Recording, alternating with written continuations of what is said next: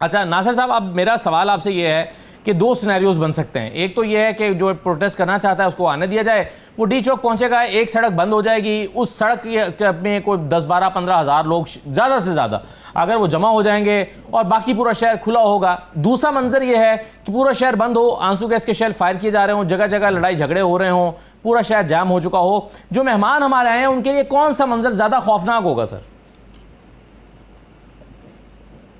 देखें, आप उमैर नियाजी साहब को बार बार फंसा रहे हैं। वो बहुत अच्छे इंसान हैं और वो जो पीटीआई का कोई शुरफा कैडर है उसमें शामिल होते हैं, लेकिन जाहिर है थोड़ा सा पीटीआई का असर होता है तो उनको आप नहीं, मैं बिल्कुल नहीं फंसा रहा हूं जिम्मेदारी कि वो क्या बयान देंगे। कल को उनको शोकाज मिल जाएगा।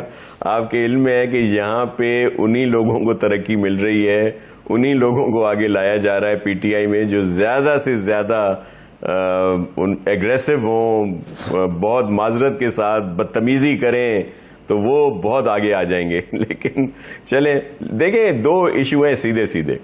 जब मुल्क की बेहतरी की बात हो, तरक्की की बात हो, करते हैं, बड़े धीमे मिजाज के आदमी हैं। मैं वही कह रहा हूं, इसलिए ये अच्छे उसमें शुमार होता है ना। तो आप इनसे ले रहे हैं कमिटमेंट कि जी अगर वो आगे कर देंगे तो एहतजाज नहीं हुआ, क्योंकि एहतजाज तो इन्होंने इस वजह से थोड़ी कर रहे हैं, तो इनके अपने दूसरे बहुत सारे पीटीआई के अजाइम है, इस वजह से हो रहा है। मैं एक सिंपल सी बात करता हूं कि अगर कोई बाहर से मेहमान आता है या कोई दोस्त ममालिक आ रहे हैं, या वो जो एक बहुत बड़ा एक इवेंट होने वाला है जिसमें चाइना के प्रीमियर आ रहे हैं, दीगर बहुत सारे ममालिक के लोग आ रहे हैं जो पाकिस्तान की बेहतरी के लिए, उसमें तो गवर्नमेंट को चाहिए कि सबको चाहिए कि वो रिक्वेस्ट करें चेयरमैन पीटीआई को, या उनके साथ बात करें, उन्हें समझाएं। लेकिन जो बहुत मुश्किल है कि वो समझ सके इस बात को कि वो खुद ही इसको मौखर कर दें, जो इनकी इस तरह का एहतजाज है कि उसके बाद कि दिन भी यही है, सब कुछ यही रहना है, एहतजाज बाद में भी हो सकते हैं। अदरवाइज मैं एक बात जरूर समझता हूं कि ये एहतजाज नहीं होगा, और अगर किसी ने करना चाहा भी तो उसको नहीं करने दिया जाएगा, क्योंकि ये एक मुल्क की, एक स्टेट की रेट का इशू है कि हमारे मेहमान आ रहे हैं और वो मेहमान आ रहे हैं। लेकिन रोकने के लिए शाह साहब जो अभी तरीका इस्तेमाल किया गया था रावलपिंडी वाले एहतजाज में, उसका तो उल्टा नेगेटिव इंपैक्ट आया था ना सर। हर जगह आंसू गैस के शेल्स दिखाई दे रहे हैं, शहर पूरा बंद है, गलियों तक में कंटेनर्स लगा दिए हैं। कर दूं जी मैं उस पर अर्ज कर दूं। देखें, ये बिल्कुल सूरत हाल होती है जो जाहिर है, लेकिन इससे यही किया जा सकता है क्योंकि पीटीआई के जो लोग हैं या जिस तरह की उनको कहा जाता है, जो डायरेक्शंस मिलती हैं, वो इस हद तक नहीं होती कि सिर्फ ये एहतजाज करें, अपना रिकॉर्ड कराएं, जो भी है वो होना चाहिए जमहूरियत में, लेकिन ये उससे फिर आगे बढ़ते हैं। इनका जो वायलेंस है, इनका जो दीगर वो स्पीचेस की हेटेड स्पीचेस आप सुनते हैं, दीगर चीजें हैं, उसकी वजह से इनको ये इजाजत नहीं मिल रही। मैं पहले भी कह चुका हूं बहुत दफा, मैं एक वर्कर हूं सियासी, कि पीटीआई जब तक पीटीआई-पी नहीं बनती, जिससे मेरी मुराद है कि पाकिस्तान तहरीक-ए-इंसाफ पुरअमन, तब तक ये सूरत हाल को फेस करते रहेंगे। और ये जो इनका एक सीनियर कैडर है जो पॉलिटिकल नॉर्म्स को समझता है, उसको आगे आना पड़ेगा। यहां तो ये होता है कि अगर कोई अच्छी बात इनमें से कोई करता है तो फिर वो अडयाला से उसके खिलाफ बात आ जाती है, उसके खिलाफ उसको चेंज कर दिया जाता है, उतार दिया जाता है, और वो जो एक एग्रेसिवनेस है, जो तालीमात का हिस्सा है, जो भी ये रही हैं, जो पहले इस तरह की पॉलिटिक्स नहीं होती थी, बहुत सारी खराफात थी लेकिन इस हद तक नहीं थी, तो इस पे अमल हो। दूसरा भी आप बात कर रहे थे ये आइन की, जो ये 63A का है, देखिए वो बिल्कुल सिंपल है कि उसको अदालतें आइन को रीराइट नहीं कर सकती। आइन में लिखा है कि वोट ऑफ नो कॉन्फिडेंस आ सकता है, अगर कोई अपना वोट अपनी उसके खिलाफ इस्तेमाल करे तो उसको डी-सीट कर दिया जाए।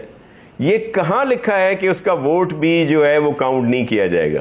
जब इस तरह के फैसले होंगे, अदालतें बड़े एहतराम के साथ जब अदालतें इस तरह के फैसले देंगी कि मनपसंद फैसले हों, पब्लिक प्रेशर पे फैसले दे दिए जाएं? क्या इंसाफ ये है कि जो भी प्रेशर हो सोशल मीडिया पे और उसके तहत फैसले दे दिए जाएं? क्या ये इंसाफ है?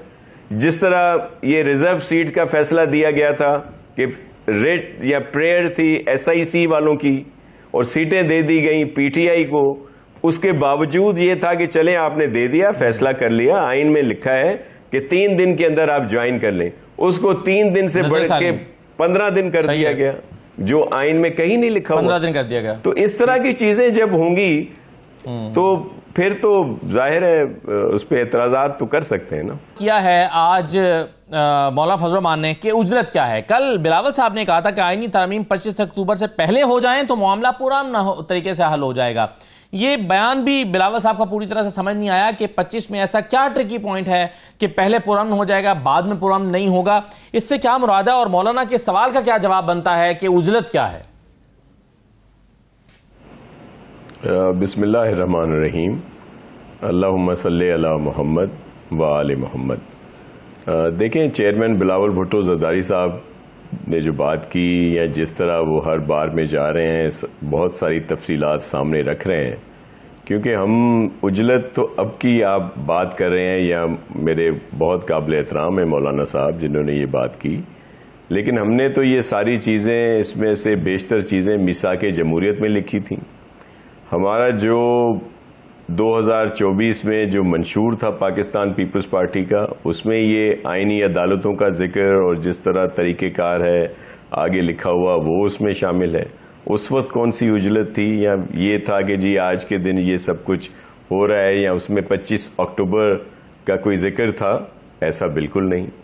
लेकिन अगर कोई चीज़ गवर्नमेंट लाई है और हम समझ रहे हैं कि आईनी तौर पर जो हमारे मंशूर में है उसमें उसका जिक्र है आईनी अदालतों का, दीगर चीज़ों का, तो हम जाहिर है उसको सपोर्ट करते हैं, इसमें तो कोई दो राय नहीं है। बाकी रही ये बात कि जी इसको छुप छुपा के किया जा रहा है या किया जा रहा था, वो जाहिर है उस दिन ये सूरत हाल थी जिस पे हमारे भी तहफ़्फ़ुज़ात थे, जो चेयरमैन साहब ने कहा है कि जिस तरह सैटरडे को इजलास बुलाया गया, फिर संडे को, और फिर और बहुत सारे इश्यूज थे जो सामने आए। लेकिन हम तो सबके सामने जा रहे हैं। चेयरमैन बिलावल भुट्टो जरदारी साहब खुल के इस बात का इजहार कर रहे हैं, बार को जा रहे हैं, सख्त जवाबात को फेस कर रहे हैं, उनको सवालात को फिर उनके जवाबात दे रहे हैं।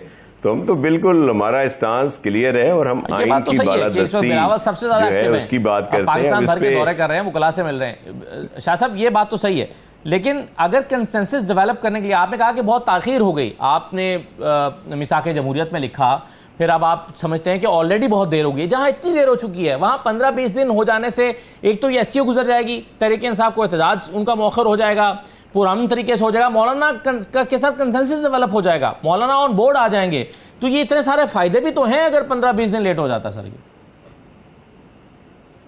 जी बिल्कुल, इस पे बात की जा सकती है। अगर PTI ये मौक़िफ़ रखे कि जी चलें अभी आप ना लाएं तो हम सारे एहतजाज मौखर कर देंगे, तो इस पे बात की जा सकती है। ये एक अच्छी तजवीज़ है जो मौलाना साहब ने भी दी है, या आप भी इसको हाईलाइट कर रहे हैं।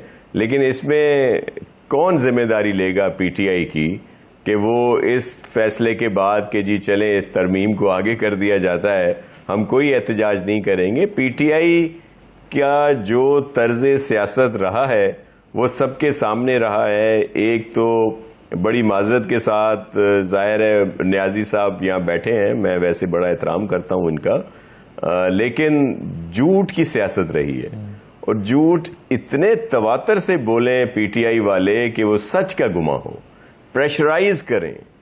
जो इदारे हैं, अदालतें हैं, इदारे हैं, पॉलिटिकल पार्टीज हैं, बस जो ये कह रहे हैं वो सच है। जो कुछ इन्होंने दावे किए, हुकूमत में रहे, क्या किया इन्होंने? उस वक्त आप देख रहे थे कि जितने बाई इलेक्शंस हो रहे थे वो हार रहे थे। वो जी एक डोनाल्ड उसका लिया, एक इन्होंने बयान, और जी गुलामी नामंजूर। फिर आपने देख लिया कि क्या इसराइल की तरफ से जो इनके हक में बयानात आए, या अमेरिकन वो सेनेटर्स जो हमेशा इसराइल की सपोर्ट करते हैं और गजा पे तनकीद करते हैं, फ़लस्तीन के खिलाफ बोलते हैं, वो खान साहब की तारीफ करने लग गए। और ये सारी चीज ये अपनी जगह पे हकीकत है, ये मैं कोई झूठ नहीं बोल रहा, वो चीजें आपने सर 2 ही जुमलों में काफी सारे सवाल पीटीआई के लिए उठा दिए हैं, लेकिन